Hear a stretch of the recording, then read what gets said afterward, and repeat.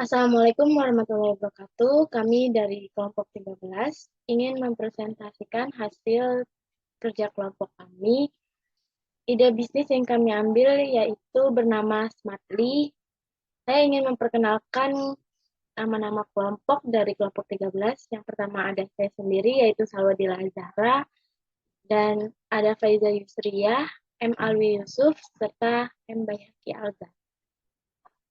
Apa itu Smartly? Smartly merupakan sebuah aplikasi platform berbelanja online yang menyediakan berbagai macam kebutuhan pangan dari seluruh minimarket dan supermarket yang ada di Indonesia. Dengan aplikasi Smartly, customer dapat menghemat waktu, tenaga untuk belanja kebutuhan bulanan tanpa harus datang ke supermarket dan khawatir dengan kualitas kesegaran pangan. Semua bahan yang tersedia di aplikasi Smartly sudah melalui berbagai macam tahapan pengecekan sehingga dipastikan tingkat kualitasnya. Semua bahan pangan yang tersedia di aplikasi Smartly ini halal. Serta Smartly menggunakan pengiriman melalui kurir yang langsung dihantar sesuai dengan customer men-check out belanjaannya.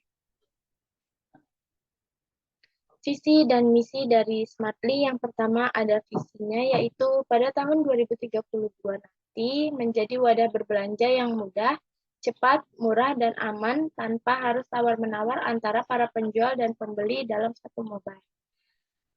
Misinya yaitu ada 5. Yang pertama menjadi solusi cepat dan mudah untuk berbelanja kebutuhan pangan yang dapat digunakan oleh masyarakat Indonesia. Yang kedua, membuka peluang bisnis bagi usahawan yang memiliki bisnis yang baru dimulai. Yang ketiga ada membangun layanan untuk selalu memenuhi kebutuhan konsumen tanpa hambatan. Yang keempat ada mengembangkan jiwa kewirausahaan bagi para penjual sekitar. Dan yang kelima ada menawarkan pengalaman belanja online komprehensif dari berbagai produk kebutuhan. Selanjutnya, saya akan menjelaskan struktur organisasi dalam sistem Smartly.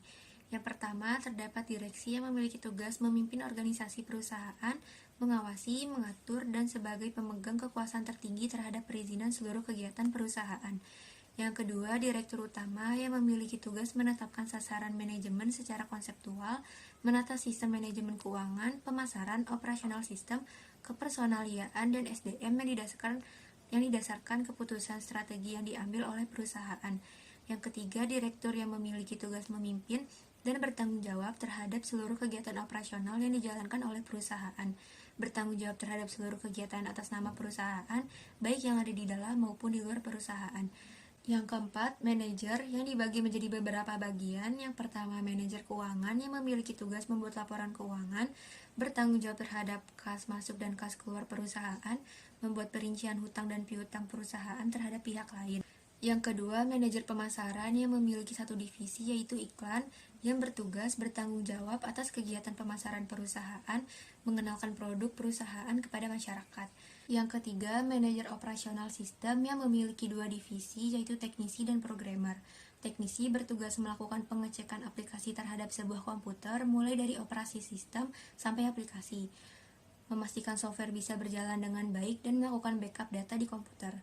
Programmer bertugas mengembangkan aplikasi untuk memenuhi kebutuhan pelanggan, mengevaluasi aplikasi yang sudah ada dan membuat modifikasi, membuat technical handbook untuk menginformasikan desain dan coding yang digunakan. Yang keempat, manajer personalia yang memiliki dua divisi yaitu customer service dan admin.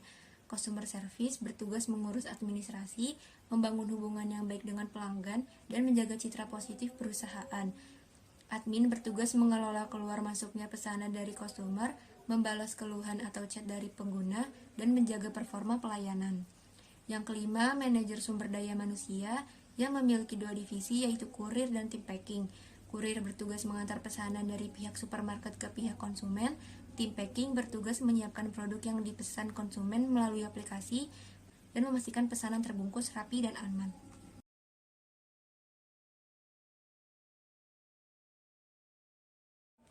Selanjutnya, Lean Business Canvas Model pada aplikasi Smartly.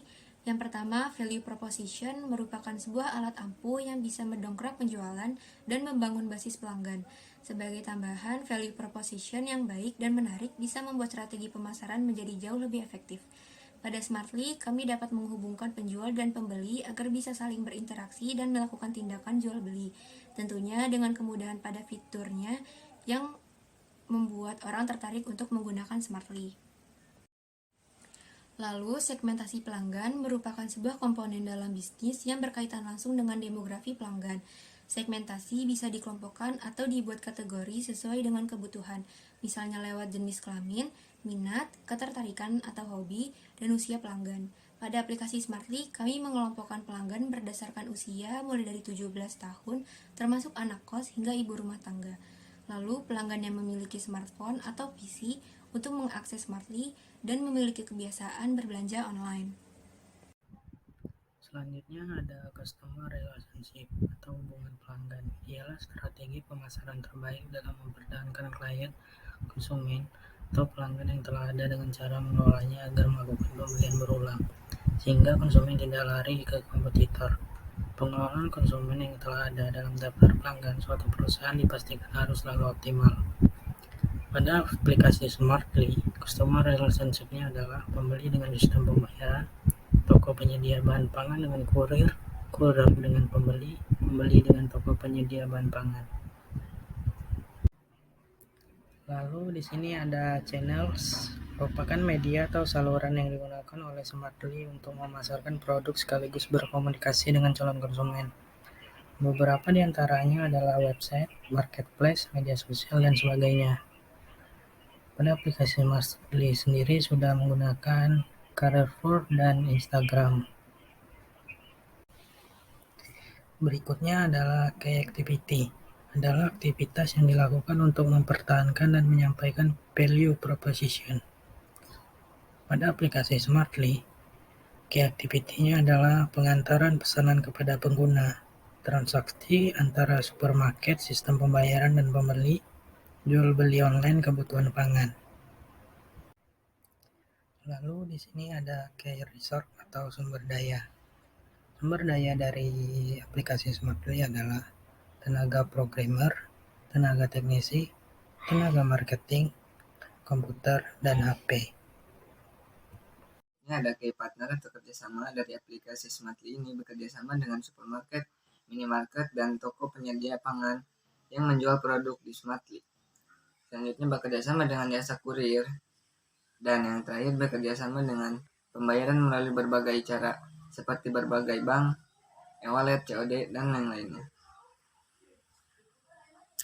Selanjutnya ada cost structure atau struktur biaya. Yang pertama ada biaya karyawan, biaya internet, biaya server, biaya promosi, biaya umum dan administrasi, dan yang terakhir biaya maintenance. Selanjutnya revenue stream atau sumber pendapatan dari aplikasi Smartly ini.